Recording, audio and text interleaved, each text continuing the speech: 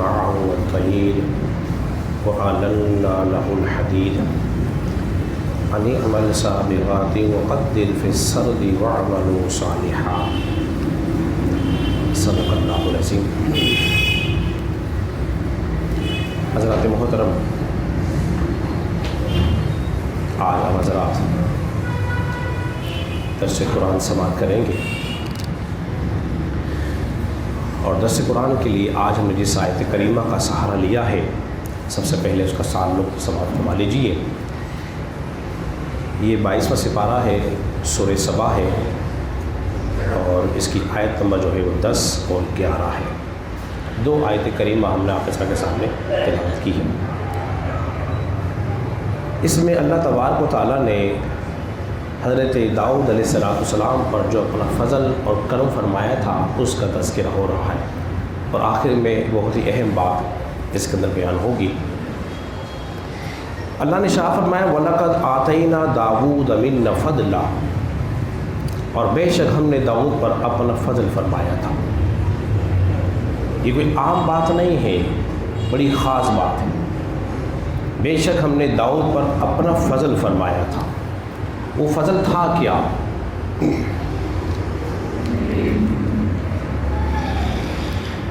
فضل سے مراد دوسرے جو نبی گزرے ہیں ان کے مقابلے میں اللہ رب العزت نے حضرت داؤد علیہ السلام کو زیادہ کمال عطا فرمایا تھا، چاہے وہ خواہ نبی بنی اسرائیل کے ہوں یا دیگر امتوں کے ہوں، ان میں زیادہ آپ کو فضیلت اور کمال عطا فرمایا تھا۔ اللہ نے شاہ فرمایا ایک مقام پر سورہ بنی اسرائیل 15واں سپارہ وَلَقَدْ فَضَّلْنَا بَعْضَ النَّبِيِّينَ عَلَى بَعْضٍ، اور بے شک ہم نے بعض نبیوں کو بعض نبیوں پر فضیلت دی ہے۔ معلوم یہ ہوا کہ سارے نبی درجے مرتبے میں ایک برابر کے بولیے نہیں ہیں۔ ایک مقام پہ اللہ نے یوں شاہ فرمایا تِلْكَ الرُّسُلُ فَضَّلْنَا بَعْضَهُمْ عَلَى بَعْضٍ، بعض وہ ہیں جن کو ہم نے فضیلت دی، اور بعض وہ ہیں جن کے درجات کو بلندی عطا فرمائی ہے۔ جن کے درجات میں بلندی عطا فرمائی ہے وہ رسول خدا ہیں۔ نبی پاک علیہ السلام کے بارے میں اللہ نے شاہ فرمایا وَقَانَ فَضْلُ اللَّهِ عَلَيْكَ عَظِيمًا، اے محبوب تیرے پر تیرے رب کا بہت بڑا فضل ہے۔ تو سب سے بڑا جو فضل ہے اللہ کا وہ کس پر ہے؟ رسول خدا پر ہے۔ لیکن آج ہم تذکرہ کس کا کر رہے ہیں؟ حضرت داؤد علیہ السلام پر۔ پہلا فضل کیا تھا ان پر؟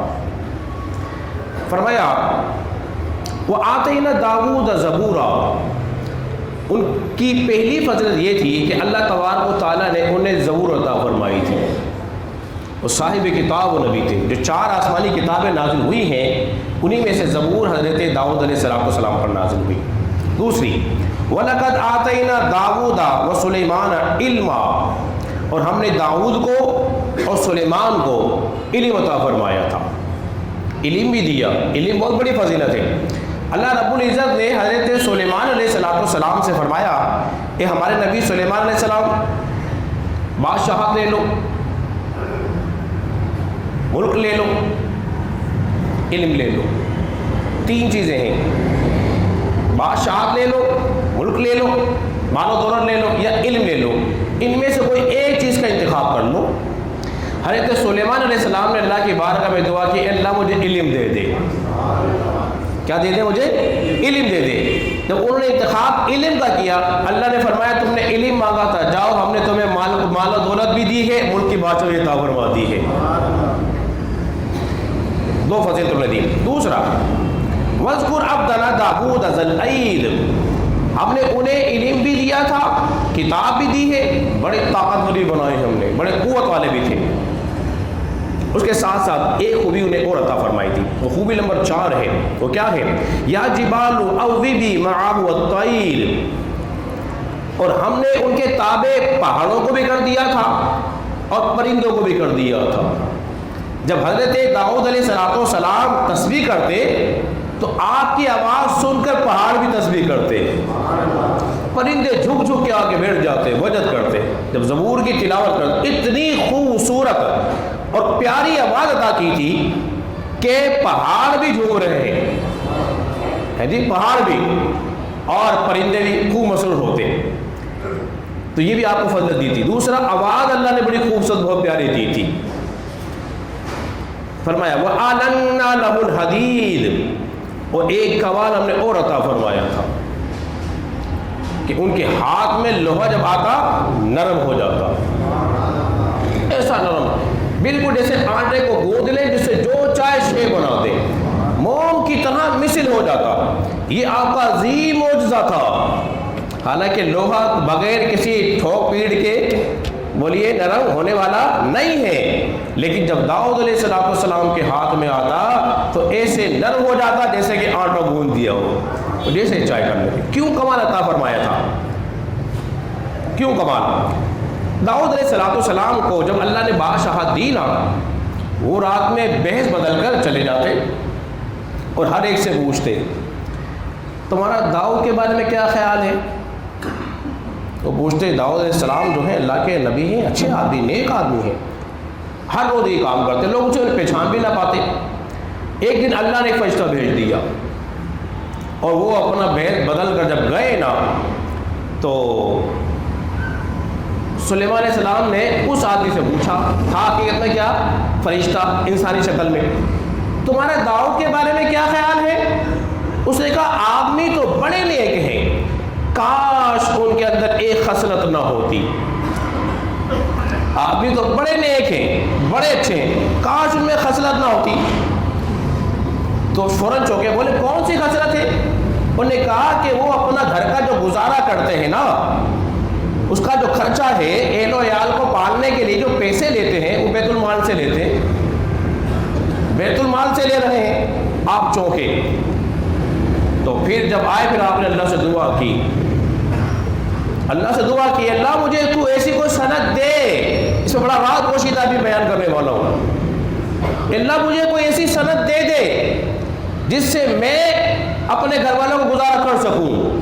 دیکھو کمانے کی طرف رغبت ہو رہی ہے، کمانے کی طرف۔ اللہ نے فرمایا ان اعمل سابغات وقدر فی السرد واعملوا صالحا، اور اے داؤد ذرا وسیع بناؤ اور ایک سانچے میں ڈھال کر بناؤ، ٹھیک طریقے سے بناؤ اور نیک کام کرو۔ تو داؤد علیہ السلام پھر ذرا بناتے، ایک بہترین ذرا ان کی ہوتی، نہ پتلی ہوتی نہ چھوٹی ہوتی نہ موٹی ہوتی، ایک سانچے میں ڈھال کر جیسے ایک ماہر بناتا ہے۔ آپ نے سند جاری کی اور سب سے پہلے ذرا کو ایجاد کرنے والے حضرت داؤد علیہ السلام ہیں۔ اپنے ہاتھ سے بیت المال سے انہیں روپیہ نہیں لیا، زیرہ بناتے، لوہا تو ہاتھ کے آگے نرم ہو جاتا تھا، پھر وہ ایک درہم جو تھی وہ 4000 درہم کی بیچتی، بیچ دیتے، پھر اس سے اپنے گھر کا خرچہ چلاتے، کچھ اپنے پاس رکھتے، کچھ مال اللہ کی راہ میں صدقہ کر دیتے۔ معلوم یہ ہوا جب اللہ تمہیں رزق دے اس مال میں سے تمہارے گھر والوں کا بھی حصہ ہے اور اس مال میں اللہ کا بھی حصہ ہے۔ ایک شخص نبی پاک علیہ السلام کی خدمت کے اندر آیا، جو آ گیا نا اس نے عرض کی کہ کچھ سوال کیا، کچھ مانگا حضور سے۔ نبی پاک علیہ السلام نے فرمایا بڑی نصیحت میں بات آپ کے سامنے بیان کر رہا ہوں، ان سلوں کے پورا نچوڑ اس درس قرآن کا ہمارے کس حدیث کے اندر پوشیدہ ہے۔ ایک شخص جب مانگنے کے لیے آیا نا، حضور نے پوچھا تمہارے پاس کیا ہے؟ اس کی مفلسی کا عالم یہ تھا، اس نے عرض کیا رسول اللہ میرے پاس ایک کٹورا ہے پانی پینے کا لکڑی کا، اور ایک بچھونا ہے میرے پاس جس کا ایک حصہ میں بچھا لیتا ہوں، دوسرا حصہ میں اوڑھ لیتا ہوں۔ ایسی مفلسی ہے، حضور سے سوال کر رہا ہے، تو کیا خیال ہے دے دینا چاہیے تھا نا؟ حضور تو فرماتے جاؤ اس کی مدد کرو، فرمایا ہرگز نہیں، فرمایا ایسا کرو دونوں چیزیں لے کر آؤ۔ وہ لکڑی کا کٹورا بھی لے آیا، ابو داؤد کے حدیث سوار کا موجود ہے کتاب الزکات کے اندر، اور وہ بچھونا بھی لیا جو ٹاٹ کا بنا ہوا تھا۔ حضور نے مسجد میں رکھا، کہا کون خریدے گا اس کو؟ اب وہ مفلس کا سامان بیچ رہے ہیں۔ ایک شخص کھڑا ہو گیا، عرض کیا رسول اللہ میں خریدتا ہوں، فرمایا کتنے میں خریدو گے؟ اس نے کہا 1 درہم میں، فرمایا کم ہے، ایک کو زیادہ میں بیچ خریدنے والا ایک کو کھڑا ہو گیا، عرض کیا رسول اللہ میں خریدتا ہوں، فرمایا کتنے میں؟ اس نے کہا 2 درہم میں، فرمایا ٹھیک ہے دے دو۔ 2 درہم اسے لے لیے، دونوں سامان اس کو دے دیے۔ پھر اس شخص کو بلایا، فرمایا 1 درہم لو، اپنے گھر والے کے گلہ رکھو، 1 درہم کا گھر والوں کے لیے غلہ لو. فرمایا 1 جو درہم بچا ہے جاؤ سے کڑھاڑی لے کے خرید کے آؤ, بازار سے کڑھاڑی لے کر آؤ. وہ بازار گیا, کڑھاڑی لے کر آیا. نبی پاک علیہ السلام لکڑی کا دستہ اپنے ہاتھ سے تیار کیا, اس کو فٹ کیا, لگا کے دیا. فرمایا چلے جاؤ جنگلوں کی طرف, چلے جاؤ جنگل کی طرف, لکڑیاں کاٹو, اس کو بیچو, فروخت کرو. دیکھو مجھے یہاں نظر نہ آنا 15-20 دن تک. تم بھی کر دی, اب نظر نہ آئے. وہ شخص چلا گیا. جب 15 دن کے بعد آیا, اس کے پاس چند کپڑے بھی تھے, 10 درہم بھی تھے, 10 درہم بھی تھے, چند کپڑے بھی تھے, غلہ بھی اس کے پاس تھا. نبی پاک علیہ السلام نے ارشاد فرمایا جو حال تمہارا اب ہے یہ حال اچھا ہے کہ وہ حال اچھا ہوتا جب تو اللہ کی بارگاہ میں آتا اور تیرے چہرے پہ تیرا سوال ایک دانے کی طرح ابھر رہا ہوتا. یہ حال اچھا ہے. اس میں ترغیب کیا ہے کہ لوگوں کما کے کھاؤ. سب سے بہترین رزق جانتے ہو کون سا ہے؟ جو انسان اپنے ہاتھ سے کماتا ہے. انبیاء اکرام علیہ السلام نے محنتیں کی ہیں. حضرت داؤد علیہ السلام نے زرع بنائی, ادریس علیہ السلام درزی تھے, حضرت آدم علیہ السلام نے کھیتی باڑی کی, رسول اللہ صلی اللہ علیہ وسلم بکرے چرایا کرتے تھے. تو محنت کرنے میں شرم نہیں ہے, مانگنے میں شرم ہے.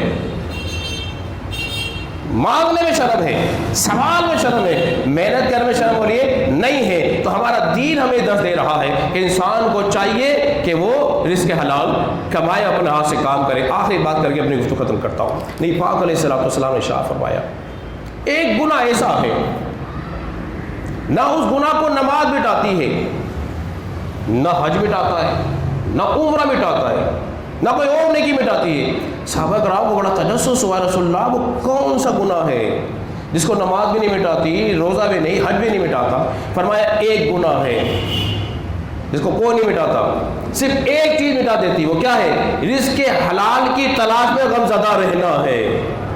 رزق حلال کی تلاش میں مشقت کرنا ہے, غم زدہ رہنا ہے. جو انسان یہ کام کرتا ہے نا اس کو گناہ کو وہ بھی مٹا دیتا ہے. تو کیوں نہ بولو ہمیں کام کرنا چاہیے, نہیں کرنا چاہیے. آج ہمارے معاشرے میں جس کو دیکھو مانگ رہا ہے, جس کو دیکھو مانگ رہا ہے, اور ہم بھی اس کی مدد کرنے میں لگے ہوئے ہیں.